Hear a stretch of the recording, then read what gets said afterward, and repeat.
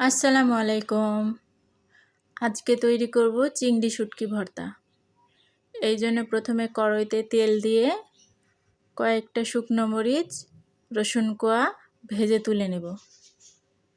এবার দিব কাঁচামরিচ, পেঁয়াজ কুচি, এগুলো ভেজে নেব। এরপরেতে চিংড়ি শুটকিগুলো দিয়ে ভেজে তুলে নেব। চিংড়ি শুটকিগুলো আলাদাভাবে গরম পানি দিয়ে ভালো করে পরিষ্কার করে নিয়েছি।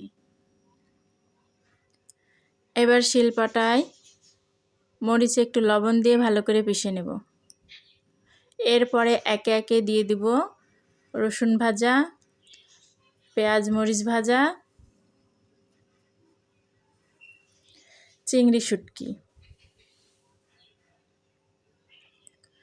সবগুলো একত্রে ভালো করে পিষে তুলে নেব।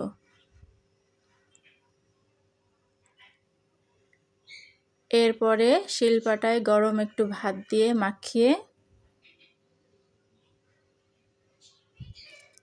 খেতে সেই মজা।